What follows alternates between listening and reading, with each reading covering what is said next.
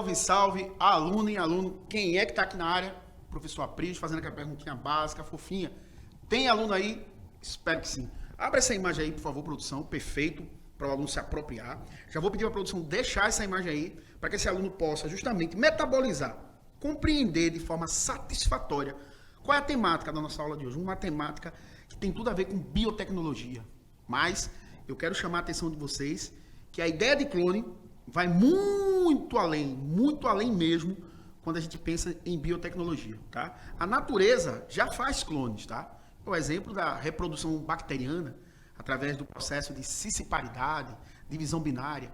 Preste atenção nisso. As bactérias já fazem clones, porque clones seriam organismos que são geneticamente idênticos, teriam o mesmo patrimônio genético, tá? O exemplo também a gente poderia citar a espécie humana quando a gente pensa em gêmeos idênticos, né? Gêmeos univitelinos, tá? Mas, claro, eu gostaria de chamar a atenção de vocês qual o objetivo da nossa aula de hoje, porque não faria sentido a gente estar gastando toda essa energia se a gente não estivesse alinhado nesse propósito. Compreender que a clonagem é uma técnica realizada em laboratório, só que a gente viu que é muito mais do que isso, né? Em que são produzidos indivíduos geneticamente igual ao indivíduo doador de cromossomos. Cromossomos a gente poderia chamar, gente, que é nada mais nada menos do que material genético, DNA, tá?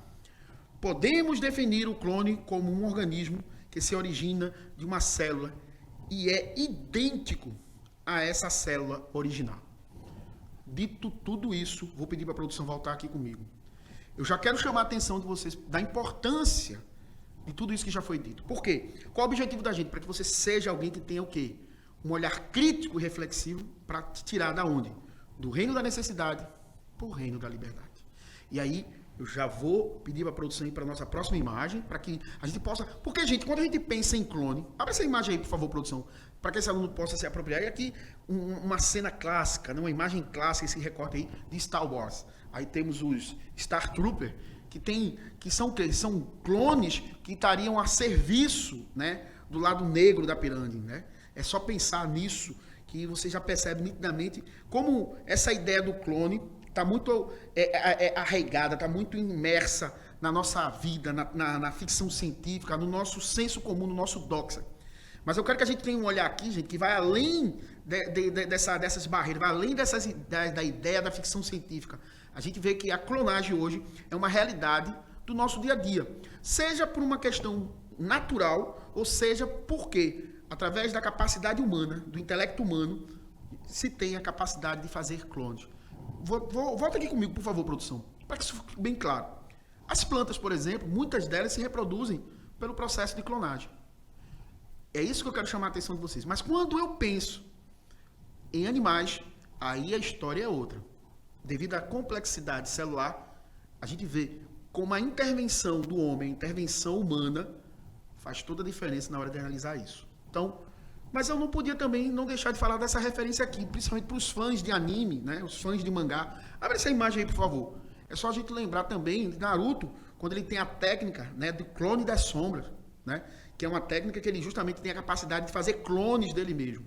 E aqui eu gostaria até de chamar, mas eu não vou fazer isso por uma questão de tempo. A gente tem aqui um grande especialista, né, que tem uma grande expertise, que é o nosso Adriano, que sabe tudo, com certeza, e um pouquinho mais, quando o assunto é mangá e anime. Mas fica para um outro momento, quem sabe a gente pode ter um dia uma conversa sobre isso. Fica aqui, viu, Júnior? Ou melhor, fica aqui, viu, Adriano, o convite, quem sabe a gente fazer um momento, fazer de relação desses animes, desses mangás, com a ciência. Nasce a ovelha Dolly. Então a gente pode dizer que é um grande marco para a ciência. A ovelha Dolly nasce, que é o primeiro mamífero a ser clonado. Vou repetir. É o primeiro mamífero a ser clonado. Nasceu, gente, já próximo lá de 1997. No mês 7, né, de 1996. Então a ovelha Dolly chamou a atenção de toda a comunidade científica e, por que não dizer, de todo mundo. Todo mundo ficou impressionado. Porque, gente, a partir disso aqui, começaram a surgir especulações que daqui a pouco a gente vai aprofundar um pouquinho mais sobre isso. Quais foram as implicações quando a gente pensa em ética, quando a gente pensa em ciência, quando a gente olha para a ovelha Dolly? E aí, já vou pedir para a produção voltar aqui comigo, porque a gente imaginar, esse aqui é o cientista, né, que fez tudo isso se tornar real, tá? E aí, abre essa imagem aí, por favor, produção. para eles verem aquele momento fofo ali, quase, né, de enamorado entre ele e a ovelha Dolly, tá? E aí, eu vou falar um pouquinho dessa técnica. Volta aqui comigo, por favor, produção. Eu quero chamar a atenção de vocês com relação a essa técnica, que justamente que é a técnica da clonagem. Que aparentemente parece ser uma coisa simples, mas não é, tá? Até conseguir, gente, chegar a produzir a ovelha Dolly, foram descartados, foram destruídos mais de 200 embriões. Não é uma coisa simples, tá? Requer todo um cuidado, requer todo um processo que não é tão simples quando a gente está vendo a explicação de forma pedagógica, de forma didática. Então, na prática, se pegou o quê, gente? A ovelha, que vai servir, vamos dizer assim, que vai doar o material genético, que vai doar o seu patrimônio genético, pegou a espécie de ovelha chamada Findorce, e pegou uma outra ovelha, né? Ao pegar a ovelha Findorce, pegou células mamárias, as células mamárias, tirou esse material genético, tá? Tirou lá o núcleo, onde está lá todo o patrimônio genético. Esse núcleo era justamente para ser introduzido em uma outra célula, tá? Que no caso escolheram de uma ovelha, a ovelha Scott Blackface, tá? Então são duas espécies diferentes, tá? Tá lá a chamada Findorce e a Scott Blackface, tá? Segura essas informações. Daí o que é que eles pegaram? O material genético, ou seja, o que dá as características fenotípicas e que vão justamente garantir as características que são comuns para uma Findorce, é exatamente a que vai estar doando o seu material genético, é ela. Daí fez o quê? Se colocou nas células, justamente que pode ser aqui no caso, se removeu o óvulo, tá? Da ovelha Scott Blackface. Ao remover o óvulo, o que é que foi feito? Tirou-se, foi retirado, tá? Foi feita a retirada do núcleo haploide e se colocou a célula mamária, justamente, que é uma célula o quê? Diploide. Então se formou-se aqui uma espécie de zigoto. Mas para que esse zigoto se formasse de forma efetiva, foi feita uma técnica de quê? De dar uma espécie de carga elétrica, uma eletrofusão, para que aquele núcleo diploide, que tem todo o material genético completo da Findorce, com uma célula sem núcleo, uma célula que foi tirada do núcleo, se introduziu o núcleo da outra ovelha. Daí se pegou uma outra ovelha, tá? Uma outra ovelha também da espécie Scott Blackface, e se colocou, teve a participação de 3 ovelhas. Uma ovelha que doou material genético, onde a ovelha que se espera lá no final do processo seja geneticamente idêntica a ela. Pegou-se uma ovelha que doou o óvulo sem o núcleo, sem o material genético, e uma terceira ovelha para ser a barriga de aluguel.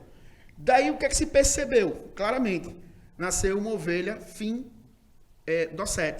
E é interessante que essa ovelha aqui, ela é geneticamente idêntica à ovelha lá do comecinho que doou a outra ovelha, a Findorce, que no caso aqui em questão é a ovelha Dolly. Abra essa imagem aí, por favor, produção, para que esse aluno possa... Então, veja esse infográfico, veja esse recorte, como faz toda a diferença para você compreender. Então, só reforçando, gente, a participação de 3 ovelhas.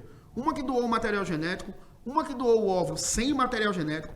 Houve a fusão desse material genético da ovelha que doou esse material. Foi colocado esse embrião dentro de uma terceira ovelha, uma ovelha de barriga de aluguel, e nasceu uma ovelha geneticamente idêntica à ovelha que doeu. Que doou o material genético. Que doeu. Se tiver doendo alguma coisa aqui, só sou eu mesmo, gente. Então, volta aqui comigo, por favor, gente, para que a gente aqui não perca tempo. Já vou pedir para a produção, nesse momento, abrir essa imagem, porque eu acho que é importante o aluno se empoderar dessa informação. Dolly, telômeros, clonagem e morte. Parece uma coisa meio trágica, né? Mas volta aqui comigo, eu vou explicar o que isso aqui quer dizer, essa mensagem. Gente, uma coisa que foi observado na ovelha Dolly, uma ovelha da espécie, como vocês estão vendo, da espécie que deu origem à ovelha Dolly, ela tem uma vida média de 12 anos. Infelizmente, Dolly morreu precocemente com problemas respiratórios. E aí a ciência, os cientistas ficaram se perguntando, por que Dolly morreu tão precocemente? Ela morreu com 6 anos de vida. Ela morreu em 2003. Então os cientistas se perguntaram, peraí, o que aconteceu? O que houve de errado? Já que ela teria que ter o dobro dessa expectativa de vida. E um dos motivos que serviu como um grande balizador e observador é que Dolly foi concebida a partir de um material genético de uma ovelha adulta, de uma ovelha que já tinha uma história de vida, que biologicamente ela já tinha o seu relógio biológico, sua cronologia biológica, que fez com que a Dolly começasse a se apresentar precocemente essa velhice, que precocemente ela começou a apresentar características que só seria comum acontecer lá nos seus quase 12 anos de vida, ou seja, precocemente aconteceu isso, ou seja, 6 anos antes. Porque, repito, a expectativa de vida de uma ovelha dessa é 12 anos. E aí eles descobriram a partir dos telômeros. E que danados seriam os telômeros, gente? Lembra lá dos cromossomos? Os cromossomos, gente, tem na ponta dos cromossomos tem uma região chamada de região telomérica. Essa região telomérica, ela é mais ou menos a região que diz assim, quando vai sofrendo divisão celular, essas regiões vão encurtando. Isso é um sinal clássico de que você está envelhecendo.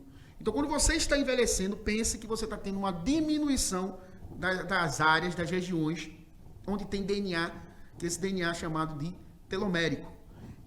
Quando está acontecendo essa diminuição, está acontecendo um envelhecimento. Vários fatores contribuem para isso acontecer. Claro, a idade, estresse crônico e muitos outros.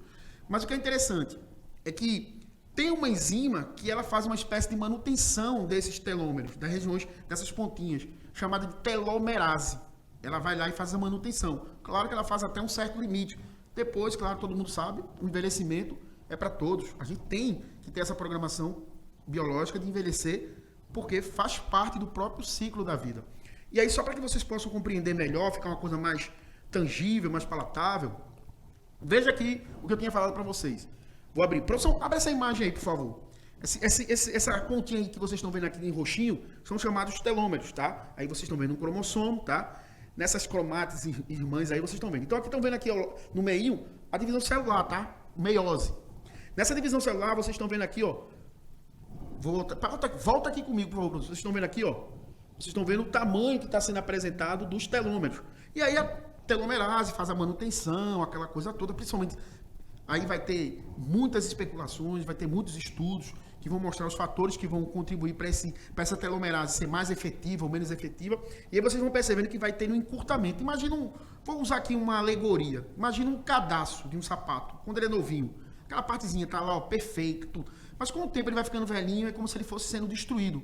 É mais ou menos isso que acontece. E aí é a prova cabal do envelhecimento tecidual, envelhecimento daquele organismo. Então eu acho que essa imagem aqui, ela é uma imagem muito pedagógica para a gente entender a importância dessa região telomérica e da região e a função, né, clássica, a função que realmente tem relevância da telomerase. Abre essa imagem de novo aí, por favor, produção, que eu acho que é importante para esse aluno se apropriar. Se possível, printa essa imagem, olha com carinho, preste atenção. Por quê? Futuramente, isso aí com certeza vai ser cobrado para você em várias áreas do conhecimento, em várias áreas do saber. Porque, gente, como diria Francis Bacon, com o famoso Chico Toicinho, conhecimento é poder. E aí, vamos para aquele momento que eu acho que é muito importante. Abre essa imagem aí, por favor, produção. Você precisa saber. E aí, claro, você pode estar se perguntando, mas Aprígio, o que é que eu preciso saber? É exatamente isso aqui. Tem a ver com questões éticas, questões que têm a ver, gente, com a própria capacidade humana de respeitar a vida. Essa é a ideia. Clones humanos, é possível? Ciência ou ficção? Científica, clonagem humana. E aí eu vou pedir para a produção, volta aqui comigo. Eu já gostaria de convidar você, monstrinho do meu coração. Eu acho que essa temática aqui é uma temática que é tão importante, tão relevante. Porque se o homem ele tem toda essa sapiência, tem toda essa técnica, tem toda essa capacidade inteligível de fazer clones de animais mamíferos, como a gente viu a Dolly, e já faz, se a gente considerar, the long time, por que não fazer clones humanos? Até porque já existem técnicas que é chamada de clonagem terapêutica.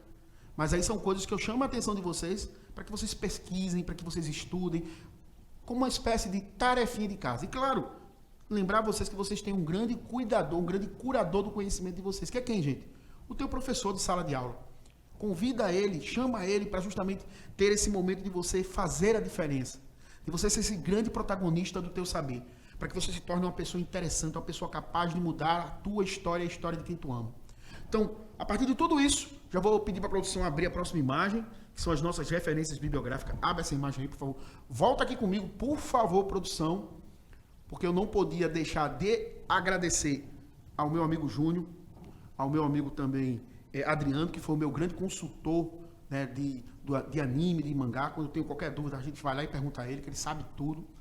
E claro, eu não podia deixar de registrar com letras garrafais meu muito obrigado à estimada Bárbara, que como sempre ela é uma grande mediadora desse momento aqui.